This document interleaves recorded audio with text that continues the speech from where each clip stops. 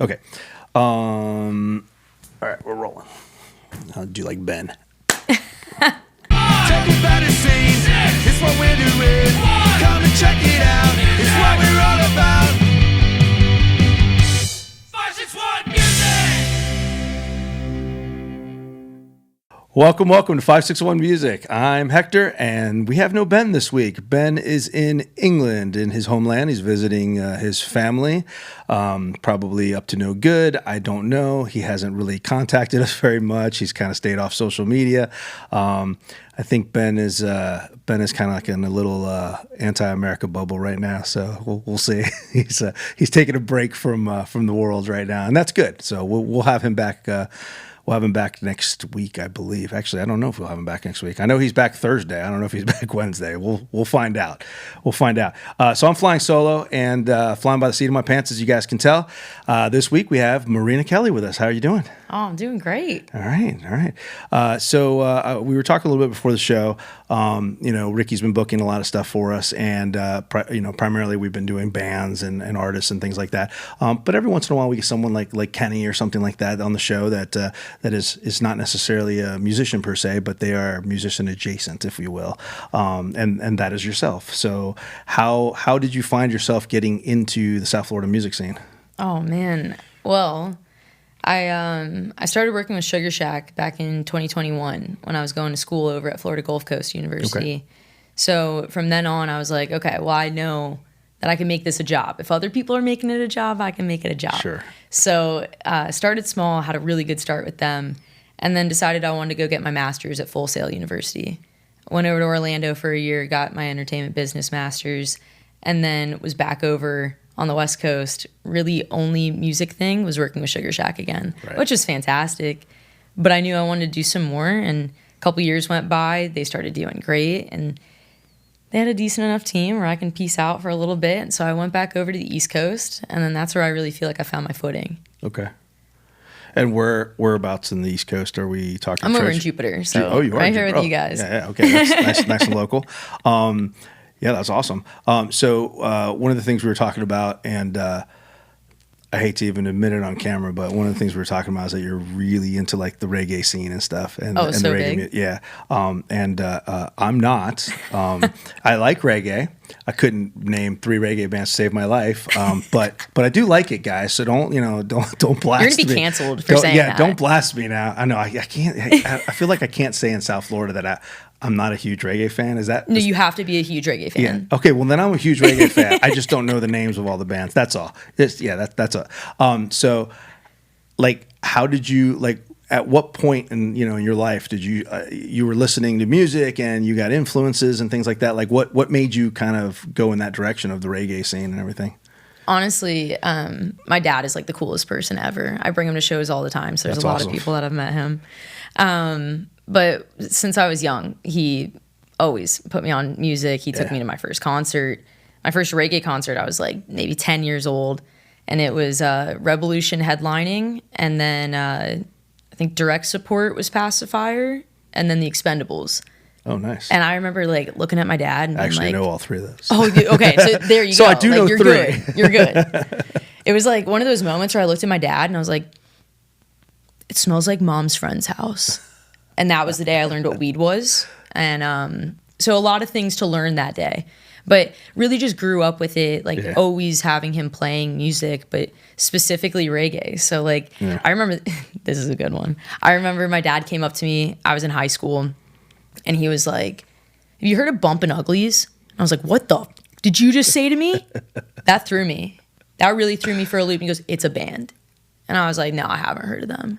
Started listening to Bumpin' Uglies, and now they're the homies. I mean, they're fantastic. Yeah, they are. But it's like, I really do have to credit my dad for a lot of the music that I listen to and a lot of the bands that I've met along the way. Yeah. I've had to really rein it in on don't fangirl because you've listened to them for 10 years. Is your dad a musician or just a big music fan? No, his thing, his 2 biggest hobbies became me and my brother's jobs. So he would take us on the boat, he'd take us to shows. My brother's a captain, and I work in the music industry. So it really worked out for him. I mean, that's kind of awesome, right? He gets to go fishing, and he gets to go see, listen to music and see concerts. Yeah. Oh, yeah. What the hell? I just took the whole family to Revolution on Sunday. How was They're that? also huge Article Sound System fans. Yeah. You know both? Yeah, I do. There we go. I do. And so do they. So that was like a really cool moment for me to be able to share that with them and kind of give back because they used to do that for me. It's a good conversation. I'm realizing how many reggae bands I actually do know. I knew this was going to happen. I know. I just assume I don't know any of them, and then you start talking about them, and I'm like, oh no, actually I do know these guys. Yeah. So you started doing. You started putting out. We were talking earlier about how you were sharing music with friends. You know, bands that you liked and things like that, and you were sharing this with friends, and that kind of became a thing that you started putting out on social media on Mondays. Yeah. So I was realizing I was blowing up my friends' phones and that they probably didn't appreciate that. I mean, some of them had to. Yeah. And some of them would tell me they did, to be fair. But Did someone tell you they didn't? they just wouldn't answer. You know, they would just thumbs up emoji. And as Fair. a Gen Z, you don't really do that. Yeah. So I knew I could take a hint. But I just decided, like, you know what? Your social media is yours. Yeah. And you can post whatever you want. Sure. And I hit the point where I was like, I don't really care about looking a certain way on social media. And I love music. I want to share it. And I started just making these little videos where I'd be using like random GIFs as the background just so it like looked visually appealing and throwing 3 songs at a time, like separate videos that people can watch or listen to and be like, oh, I like that. I'm going to save it. And just like that was my way of sharing. People would swipe up and say, you know, like, oh, I like this one or I haven't heard of this one. And that just encouraged me to keep doing it. And are they like new songs, or are they just songs in general that you've come across and you like? It's definitely a mix. Like it's, Okay. I feel like what Music Monday has become over the last 3 years is mainly like, I do them bi-weekly now. I switch them out with another segment that I do. So it'll be within those 2 weeks, what am I listening to right Okay. now that I can't get enough of personally? So it could be a local band, or it could be a national band, or It could whatever. be whoever. It could be a song from 1999. It could be a song that came out on Friday. Oh, that's awesome. Yeah, that's awesome. And then you just put this on your own personal socials, Yeah. and then so you haven't created like a separate, a separate. People have told me I should. And if I'm being honest, I don't think I really need to. I think the way that I started doing it was just sharing the songs. But then I realized, like, maybe I should have some kind of an intro. So, like, a year into it, I was like, I'm going to start making some intros. And I would just do the most outlandish stuff, and I still do. But I feel like you got to put your face to it, and you got to show people that you're genuine, and maybe then they'll give a shit about the music that you're sharing. Yeah, but I mean, as far as like having a separate account, like I don't think that doesn't mean you're genuine. Like take Kenny for example, and I use this as an example because Kenny is the uber super fan locally here. Kenny's calendar. Yeah, absolutely. So he has his personal account, Right. but he has Kenny's calendar account. Right. And kind of keeps the things a little bit separate. But he's also posting all the time on Kenny's calendar. Right. So I don't know how often you're posting the music stuff, if it's just Mondays or if it's... I'm going to start branching out. What I really want to do is bring out a couple more segments, and I don't think I need to restrict myself to it just being a Monday thing like Sure. I have been.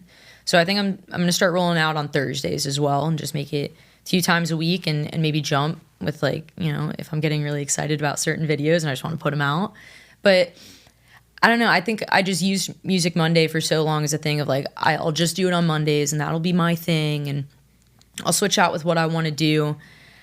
I don't think I necessarily need to have a separate account for it when me personally as a business is everything you see. Like I don't really post like just the frivolous fun things I'm doing. Like really all I'm doing these days is hitting shows, and that's like what goes on my social media. So you are your shows. brand basically. Yeah. So I feel like if I made a separate one, it would just be, I mean, I would never be posting on my personal. Yeah. Realistically, like there wouldn't be anything to post. Yeah, I kind of feel the same way. I had my Instagram for forever, where it was my personal one, and then I started posting my artwork on there. Yeah. And then eventually I started posting the different bands that I was in there and the shows and things like that. And then I started posting 561 music stuff on there, and it's kind of become like the catch-all of me. Yeah. And I do have separate ones that I created at certain points for different things, for my art account and for things like that. But I've kind of just gotten away from that and just been posting on the one because it is all me. Exactly. Yeah. You are all those things. That's one spot where everybody Yeah. can find those things about you. Yeah. Nobody wants to find it, but it is there if anybody wants to find it. Now, you were saying, you were talking about some other segments that you're going to be doing. You mentioned one earlier, like snippets or something. I forget what you called it. So I think a lot of the people that I've done parts of songs that just do it for me. That's what it was, parts of songs. So parts of songs is basically like I was making them for myself, where I was like, what is a singular part in a song that just like scratches an itch on your brain? Sure. You know, like if it's just like a little one word thing, if it's a whole lyric, you know, whatever it is. And so I was making videos where that's kind of where it comes back to I am my brand. I started every intro with I'm Marina Kelly and these are parts of songs that just do it for me. And I would switch it up a little bit, but that was what I was saying every single time. Okay. And so that kind of became the format of like, we would do the funny little intro of me saying that line, and then it would go into about 4 or 5 different parts of songs that did it for me until I ran out. And I was like, okay, well, I'm friends with a lot of cool musicians these days. And I'm sure there's people that follow me that are interested to hear what their favorite parts of songs are. Okay. So I started that segment, and a lot of people have wanted to do another one. But I think that's lame. I don't think we should. I feel like we already did it. So I think moving on, anybody that has done one before and wants to do something again, I want to do it where it's music videos. Okay. So that's probably what I'll be pushing on Thursdays, is like moving parts of songs and music videos over to Thursdays and letting Music Monday just be Music Monday of, you know, the stuff that I want to share. Yeah. And letting that, you know, hold true for the 3 years that I've been doing it. But just moving around the other segments of music videos where it's like, what's a specific music video? Like, I would love to do one with you of like, what's a music video that you've watched that like really hit different for you that you can think of off the dome where it's like that one? I mean, most of the ones I can think of are probably like 1980 something. Good. Good. I think of Dire Straits. Yeah. I mean, I think of, you know, older stuff. I like Foster the People. They've got some cool ones. well, they just, you know, there's videos and then there's videos. I mean, Right. I feel like the old MTV, you know, original videos and things that were on MTV are completely different and were way more involved and way more storytelling and things like that. A whole different era. Yeah, than videos today. Yeah. And not to say that there's not bands out there putting out really awesome videos, but there are a lot of bands out there that are putting out videos of I'm playing on the stage. And Right. You know, I mean, I feel like and we're all guilty of it. You the know, all of next us are. level is like almost bringing it back to that iconic moment of music video history. Yeah. I think the best people doing it right now are Little Stranger. Oh, okay. I don't know if you've checked out Little Stranger no, I'll at check all. That out. They've got Andrew Hall. He goes by Gingy. He's got Gingy Productions, and he is just the coolest thing ever. The videos that he is able to make for people. I mean, he's worked with Surfer Girl and Ellie Mack, and a bunch of other big names, and just the type of the music videos that he's able to create for these people. He's taking their vision and just enhancing it, and visual effects, and changing really subtle things to make it so interesting to watch. Yeah. That there's never a Little Stranger music video I won't skip. I think there's a definitely. I won't skip. I won't say it. That's correct. I think there's definitely there's been like this evolution though, because when the music video industry first started, MTV days, VH1, all that stuff, the bands that were doing it were these bands that had huge record label budgets. Right. So, Duran Duran can do, Rio on the front of a sailing ship or whatever, in the middle of the ocean somewhere, and that was okay. Yeah. Joe Blow can't rent a yacht to get, to do that. And so as we have phased out of that era, I think videos became more common to just see bands on stages and things like that, because it was what was more accessible and what was easier and budget friendly. But I do think that in the era that we have now, where the social medias and the internet and AI and all the effects and it's too much. The more I want budget, something authentic. Yeah, but more budget friendly software and editing Sure. software and things. There's a lot of DIY stuff that you can do now. That gives you that big budget feel. That's true. And so It's done I well. so I think it's more accessible. So I you know feel who like did a you're going really to good see music more and video? more of that. Rio. Peterson. Oh yeah. I haven't seen it, but I know who. Yeah, I know who you're talking about. We had him on. He's show. been on the pod. Yeah. Good guy. He has this one song, and it's escaping me right now, and that's a bummer. No, but it will come to me later, and I'm just gonna randomly announce it. But he's got a music video out there that is just iconic. Like I watched that. And I'm looking it up. It's gonna bother me. Yeah. Go ahead. I have it. I was just listening to it. Is it a new song that he's just put out?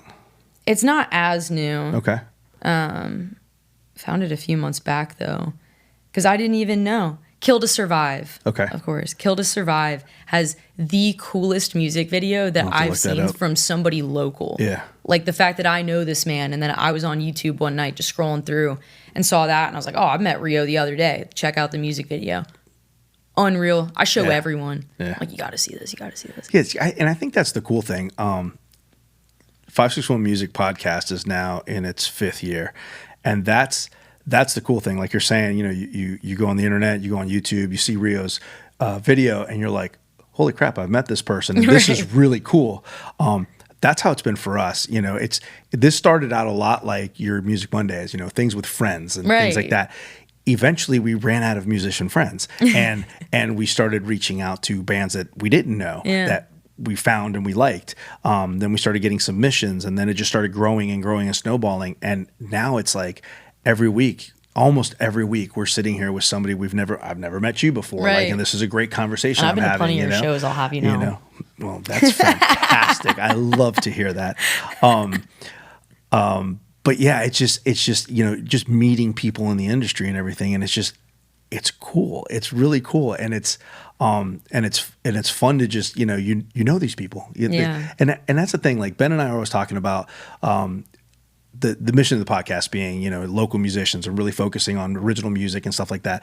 And we're always talking about the only difference between someone like Rio, who's a local musician here, the only difference between him and somebody, that's world famous and playing these national stages or whatever is local just means they live next to you. Right. That's it. Right. Doesn't mean any less talent or anything. In fact, in a lot of times, there's national musicians that I go, how the hell did they get on the radio? People they know. And then there's local people that I'm like, wow, like they really should be bigger than they are. Absolutely. There's one of them. So much talent down here. So much talent. Yeah, Rio did. So many good talent. We had him on the podcast, and then shortly after that, we do once a month at Brew House in Lake Park. Mm-hmm. We do a singer-songwriter event. And we have four singer-songwriters on the stage, and they take turns playing 2 songs each in rotation, and they just get. I think I went to one of those recently. So they talk about their songs and their story, kind of like the old VH1 storytellers. Yeah. And so Rio, we got him on there shortly after he was on the podcast, and God, I mean, just the stories and the talent and the music, all the guys that get on there, amazing. And girls. I do family dinner night every Sunday night. And Sierra Lane is my best friend. What time should I? No, I'm just saying. It's usually around 6:30. Perfect. You hear that, Justin? My 6:30 Sunday. They invite everybody, so you guys are definitely in. I'll tell you what. But Sierra, she was like, "Do you think you guys can maybe do family dinner night at the event that I'm doing?" And they instantly were like, "Yes." Anything she's doing, yes, absolutely. That's awesome. And it was one of those events where it was the singer-songwriter, and it was her, Joey, Sam, all my local legends. And it was a blast. Like, we just sat there and just enjoyed it and had a couple drinks. It was great. Yeah, I really like that kind of stuff. Yeah, I mean, these events, like, just being at these events with these local artists and stuff, and then the festival, like when we do the festival and we have all these local musicians there, I had people coming up to us and they're like, oh, where are these guys from, or what label are they with? And I'm like, they're from like 3 blocks over, right? Like they're from here. And that's the best part. Yeah. There were need times the local support. There were people that came up to us at the festival because Sunfest didn't happen. They went there instead, and that was the whole point of us doing it that weekend. And we had lots of people come up to us. I mean, lots of people come up to us and say to us, like, if I didn't know these were local musicians, I would just assume I'm sitting here at Sunfest, because you go to Sunfest and there's people you haven't heard of before that you're listening to, going, okay, yeah, they're good. It was no different. It was no different. So that's awesome. Yeah, no, I love that. I love all of that stuff. So tell me a little bit more about. I won't let you get too deep into it, because we just had a conversation about your past job. But you are involved with the music industry. We'll just leave it at that.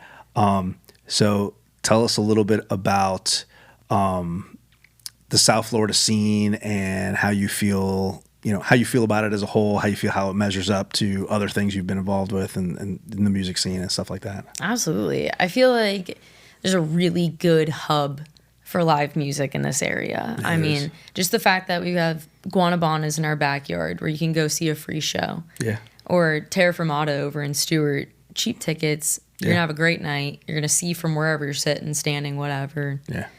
Great atmosphere. And then, a little further down, go like Crazy Uncle Mike's over in Boca. Like, it's a hop, skip, and a jump to get to any local scene over here. And all the same people are going to be there, especially if you find your niche, which, like, reggae is mine. Reggae. I have so many friends that I know I can show up to a show all alone as, like, a young, cute girl and be safe because I know 20 people in that room. Sure. Just the same 20 people that are constantly always at the other shows or hitting me up. Hey, Marina, you coming out to this? And it's like, might be 30 minutes, an hour away. I'm going. Why not? That's going to be amazing. Yeah. Those are artists that I get to see around here. And, it's a lot different on this coast, specifically from where I've lived. Like, living in Jupiter, I feel like there's a lot more here for me in the local scene of who I can work with, who I can network with, who I can hang out with, who I can go see a show with, whose show I'm going to go see. Like, it's just really cool to be able to see that. Versus I was living over in, like, the Fort Myers area all throughout college and outside of Sugar Shack Sessions, and now they have Sugar Shack downtown. You can go to Cape Coral and go to Nice Guys Pizza. Rock and roll, super fun. You can go to the ranch and hope to see reggae there and probably be one of like 300 in the room. Yeah. But there just really isn't that same kind of community feel to it over there. So I feel like a lot of the artists that I love out of that area of Florida, I'll see touring or going over to this coast and going up, up east and back down and whatever, just because there's just way more for them over here. That's the hardest thing, though. That's the hardest thing. I mean, I was born and raised down here, and I've been in and out of bands longer than I even care to discuss. But that's the hardest thing is we're so far down here in Florida that touring for a lot of us means going to like Orlando. Moving around Florida. Yeah, because it's hard. The main band I'm in with Ben, Killbillies, we're going up to Atlanta in 2 weeks or something like that. And we're doing Dragon Con. I don't know if you ever heard of Dragon Con. Okay, sure. Yeah, it's like a Comic Con convention. I think that'll be cool. But we played it last year. It's like a 5-day convention, and so we played it last year. So we're playing it again this year, and they put us on a stage like I think 3 times throughout the event. But like for us, like, going to Atlanta, we're like, sweet, this is awesome. Change of scenery. Yeah, and that's the thing. It's hard for a band down here because I mean, let's be honest, it's like 6 hours just to get out of Florida. Yeah. Oh yeah. So and I think the same challenge proves true to touring bands, like national touring bands. How many times is there a band that you absolutely love and they just never seem to get past like Tampa or Jacksonville or something? They just don't. And if they do, it's Orlando. And now you got to drive over to Orlando. It's just too difficult to come too far south. Is. They either have to start their tour there or end their tour there. Mm-hmm. Yeah. There's just no in between. No, it's crazy. So tell me a little bit about you were talking about merchandising and stuff. I'm paving a new path, or I think really more as like a full-time thing. I'd like to look into going out on tours or just doing merchandise, TM, social media. These are all things I'm fully capable of, and for some reason I've been holding myself back from saying, "Hey, I'd like to do this for you." Yeah. So I think I've just been really putting the word out there to a lot of my connects right now of like, if you need somebody to do merch, I was taught by Sugar Shack how to do merch. Yeah. So I am very well trained in that scene. And I love doing it. There's people out there that hate doing it. So for all the people that hate doing it, there's the people that love it. And then there's also like a little section of the people that love it and are good at it. I definitely fall into that category. Yeah. Yeah. It's fun. You have to be a people person. You have to be able to put up with like a lot going on at once. And then you also just have to be like on top of your stuff. Well, it's hard. It's hard for a lot of these bands, especially these local bands. When they're playing a show, if they don't have anybody selling their merch, you get like a a 15-minute window or something in between one set and another, or in between you playing and the next band playing or whatever, to sell your stuff, and that's Yeah. it. Whereas if you had somebody sitting there the entire There's time a you were lot of playing, money to be made in that. yeah, yeah, Like there that's is. a really nice revenue to come in of just while you're up there already doing what you're getting paid to do, having somebody that you're throwing some money to just help you out on the Yeah. side of selling your merch. If people are hearing that one song and going, ooh, I liked that, and just immediately getting up and going to merch. Hey, can I get Yeah. 2 stickers? Make that $5, you know, like do whatever you need to have the smaller sale, Yeah. but then also have the bigger sales of people that really want to support you big. Every now and then, most of our shows, like Killbillies does a lot of, we do a lot of 3-hour like cover shows. Basically, we throw in all our originals or whatever as much as we can, but we're basically playing covers for 3 hours. I mean, at 3 hours, you got to fill something. Yeah. But we also do a lot of original shows as well. But regardless, you know, when we're playing like O'Shea's or something, or Patty Mac's or something like that, typically we sell our merch in between our sets and stuff. Yeah. And then, but like you said, like when we're up there and we're playing, like people are actually trying to talk to us, like, "Hey, how much is this shirt?" And we're like, "Come for the love of God," like, you know. It's but tough. but there's been other times, like when we play at the Gardens Green Market once a month, and my wife actually goes and does the merch for us there on I was Sundays. gonna say it's either you find someone to do Yeah. it or somebody's wife or girlfriend is doing Yeah, it. so she'll come out. You know, she doesn't do it every time we play, but a lot of times when we play there, she'll come out, she'll chill out for a little bit or whatever, and she'll just sit by our merch table. As soon as she sits by our merch table, there's like a line of people while we're playing, and so there's no doubt in my mind that we would make a fraction. Well, I know because there's times that she's not there. We make a fraction of what we do when she's there, because you're playing, and while you're playing, people are like, they're actively listening, going, "I like that. Let me buy the shirt," as Right. opposed to, "Let me wait till they're done." And now 7 songs later, they're like, "Oh, I don't have time for this crap," and then they go walk away and do something else. You know? Exactly. You gotta just Yeah. have someone there. I think Yeah.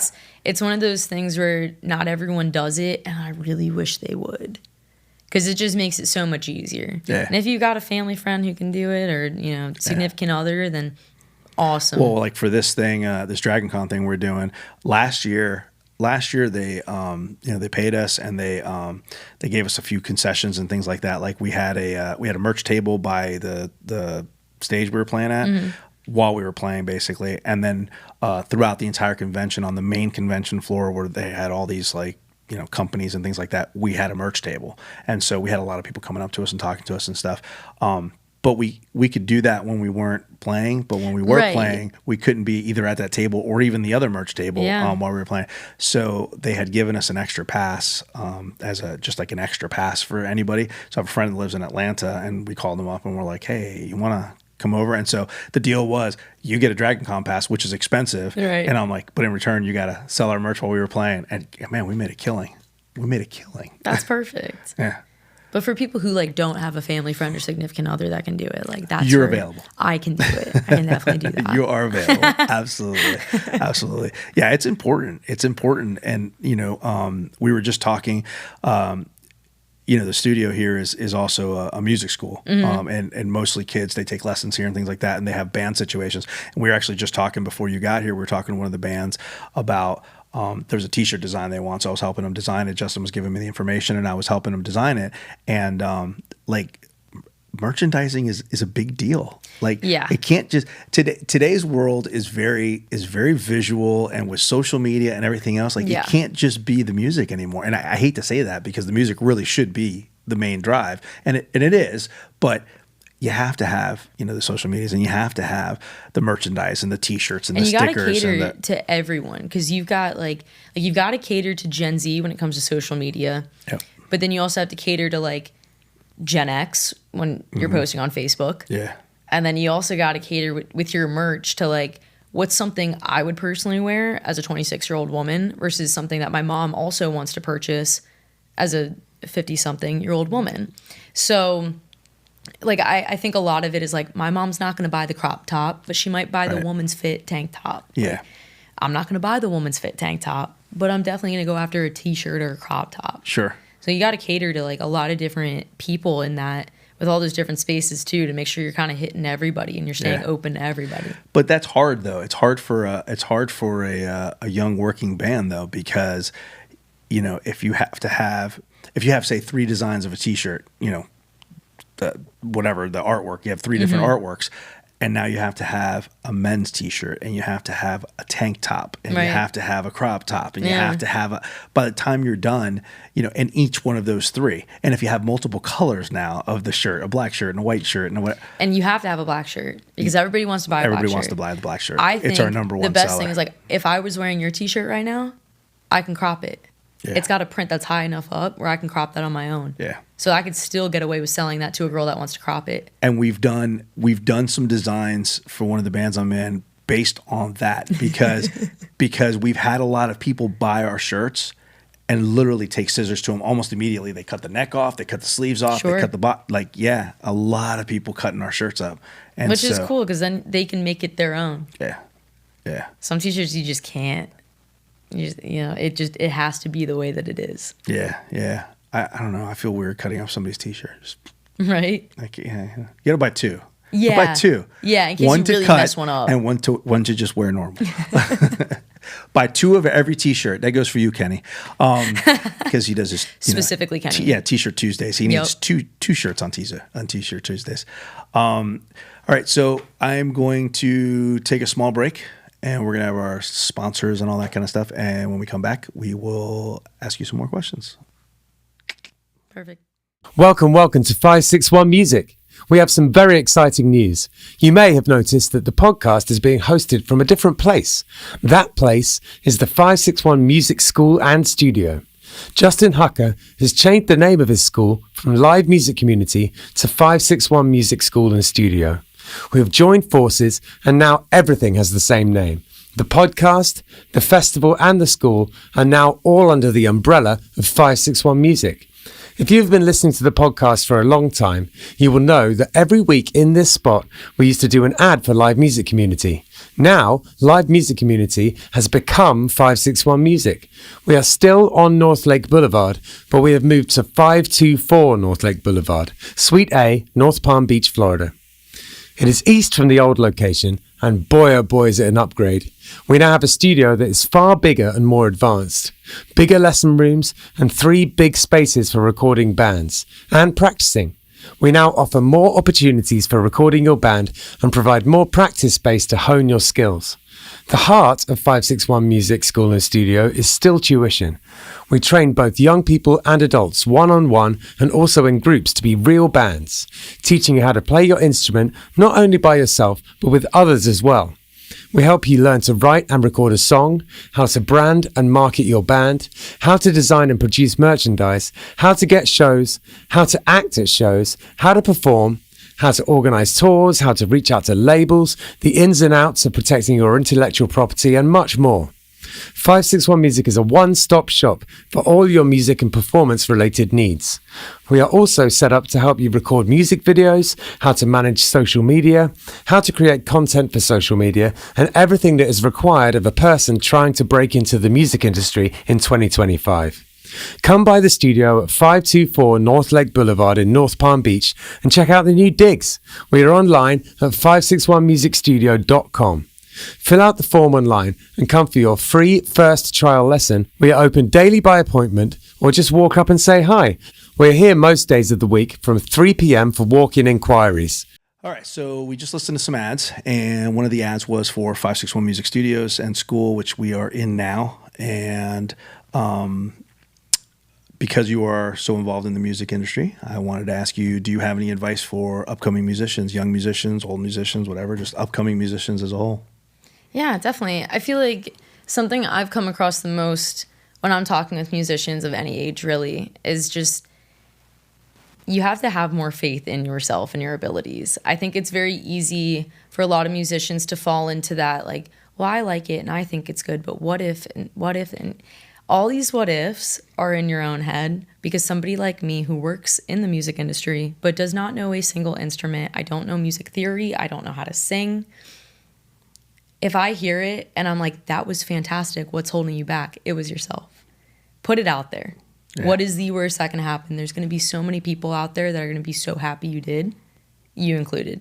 So just get yourself out there, put yourself out there, and put the what ifs to the side. That was very good advice. If Ben was here, he would tell you that I am the absolute worst person on earth when it comes to that kind of stuff. I am the worst bass player. I'm the worst sax player. I'm the worst everything. That's how all artists are. I'm telling you, I'll tell a band I'm working with, they'll get off stage and I'll be like, you did amazing. That was so good. And they're like, no, it wasn't.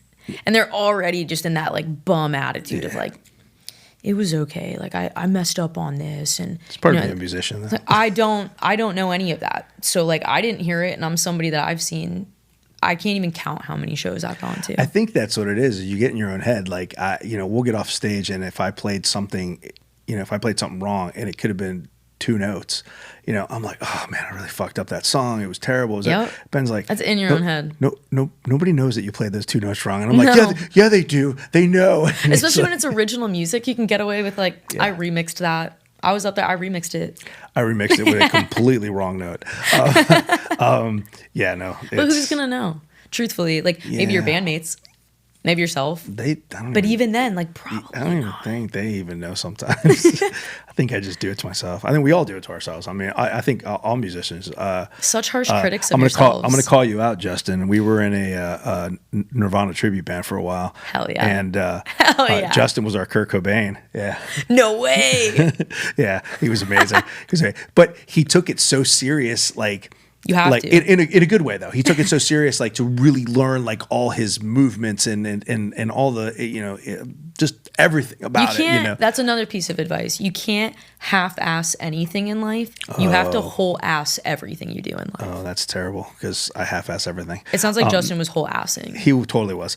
And but he would get off the stage and it was like Jay, our drummer, and myself would get off and be like, that was fucking amazing. Oh my God, it was the best show. There was 3,000 people there. It was the greatest show ever. And Justin would be like, oh God, that was terrible.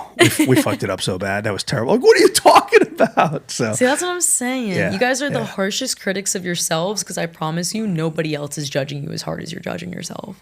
Some people are. Okay, some people are just haters though. And then there's also the people that like I love seeing it. I don't engage in any of it because I'm above it and I'm an adult. But there is a lot of smack talk that happens on Facebook. And people make fun of me for being 26 and being actively on Facebook. I think it's hilarious. I think the things that I can find on Facebook are like top tier. Mind you, I got Facebook when I was 17, so I was already late to the game as is. So then for me to go on there nowadays, it's very music oriented. I'm in a lot of Facebook groups. Sure. Facebook groups are important, by the way. I'll have you know. Yeah. Facebook groups are very important. And the things that you'll see, like somebody posted something just asking a question. Mistake. All these different opinions, right? Well, because everybody knows everything and everybody's so smart, better than everyone else. How could I forget that? Mm-hmm. And I'll see all these things and just be like scrolling through, eating my popcorn. Like they just have no idea what they're talking about, but it's hilarious. But those people are the people you need to not listen to as a musician because those people really think they know what they're talking about, and I can promise you they don't. It's so I can hard. promise you they don't. Unless they're working in the industry or they are a musician themselves, they don't know what they're talking about. Oh my God, the number of times that I have done something, whether it was posted some artwork or we did a show, the Nirvana tribute or whatever, any of the bands I was in, and people commented, and yeah, there was a lot of positive stuff, but then there's always that one jackass that makes like one comment or something, and I'm like, did you read that one comment? There was 4,000 comments on there. Yeah, I know, but that one comment said, right. I'm that guy. They're doing it on purpose. They just need a rise. I know, the trolls. I can't help it though. I am notorious for like reading the bad comments. Like, you really think you were onto something. I take it too serious. serious. That's funny. Like, you just move on. I think like there are times where I'll jump into a conversation on social media if I think what I have to say is worth it.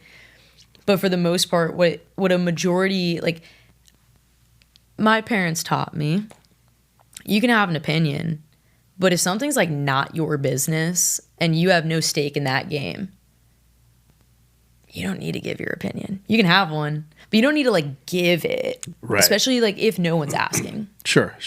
Like I think, I don't want to like call anybody or anything out, but I'll dance around it. There was one recently this past week of somebody asking just people's take on backtracks. My personal take on backtracks is that people either need them or don't for their style of music. and dependent on that style of music, you either should or should not use them. I don't think you should ever have half your set be backs and the other not. Like, that's jarring and that's weird. And then you can tell, you know, like that's when it's a little awkward. But if you're doing it the whole time or you're not doing it the whole time, no one knows and no one cares. And the people that do know, honestly, probably think you sound good.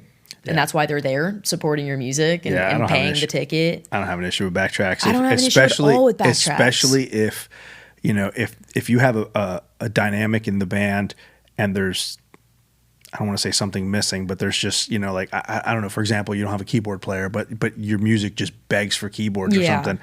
I don't think there's anything wrong with having like an extra track or something in there with some enhancements and things, you know? I think if you're putting on a good enough show and nobody people are engaged with what you're specifically playing up there and just like having fun with you, then that's the whole point. The whole point is it's an experience and it's sharing music with people who appreciate the music. If you don't appreciate the music played live with backs, you don't have to go to the show.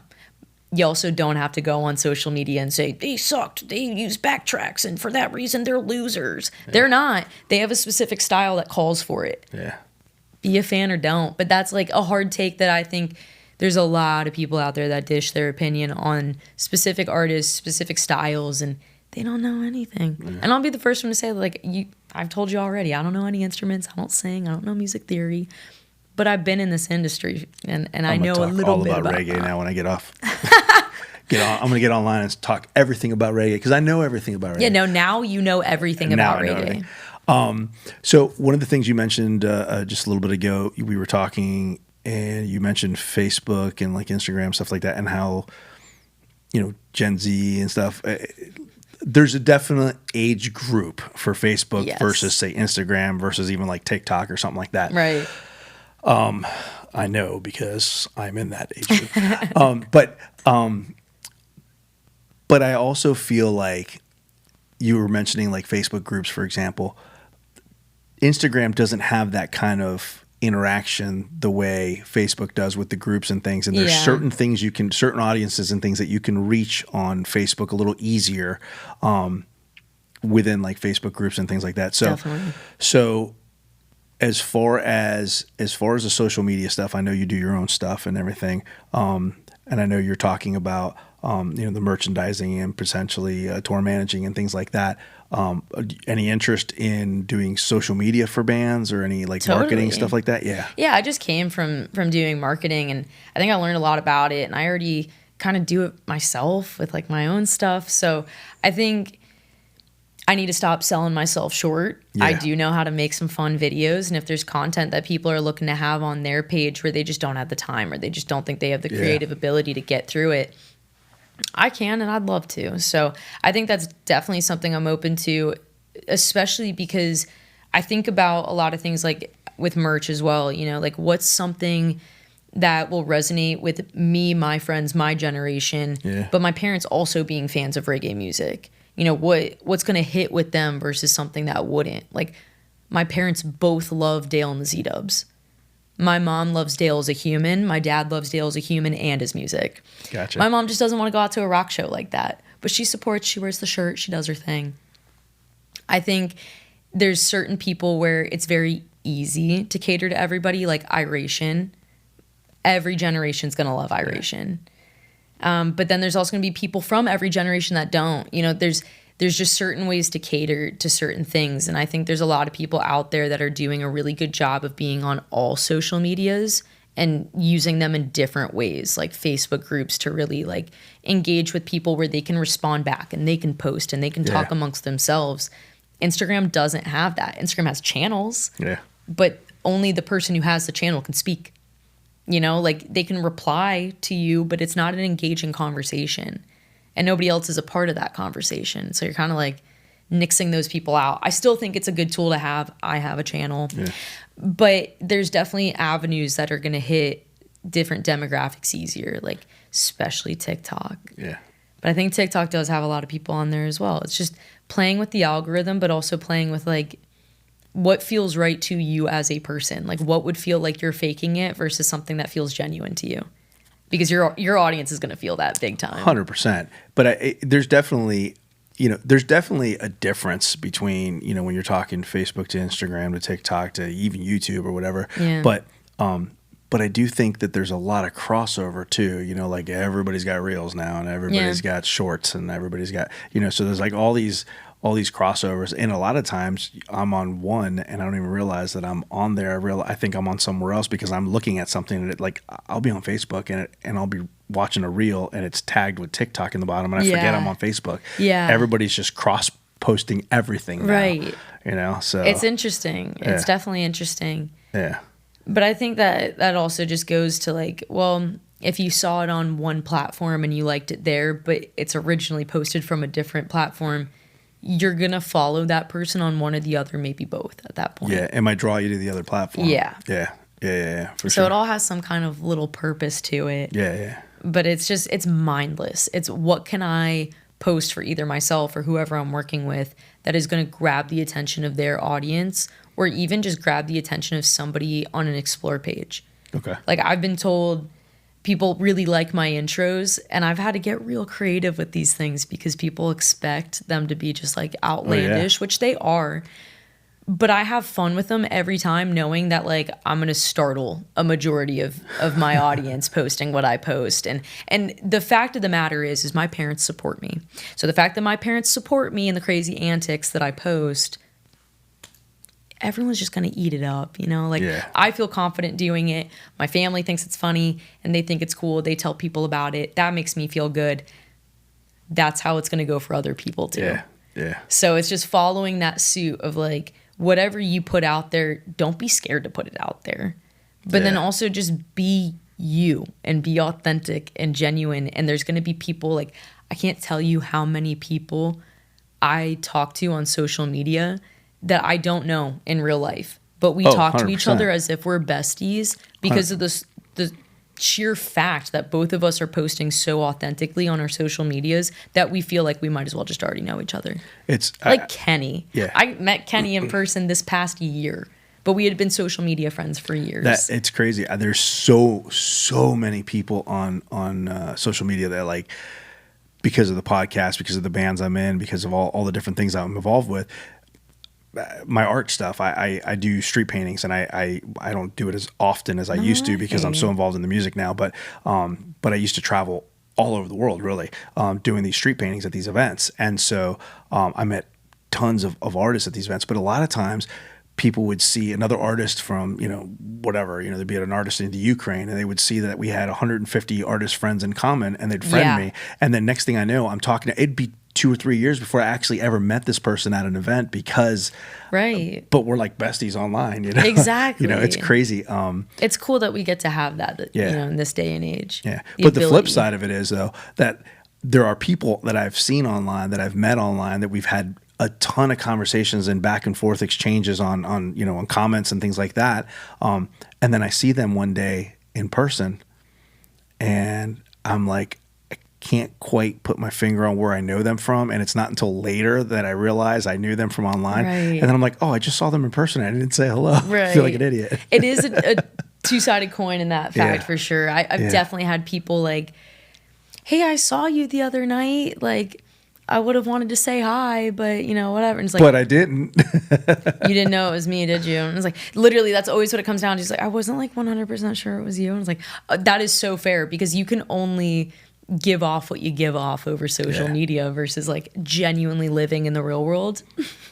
But I get the other side of it too, though. I'll walk into a grocery store, for example, and because of the podcast and the bands I'm in and stuff like that, I'm out and about a lot. Like and so popular. People know me, and I'll walk in somewhere and they're like, oh my God, Hector, how you doing? And they'll talk to me. I'll have a whole conversation with somebody. I'll walk away, look at my wife dead square in the eyes and go, who the fuck was that?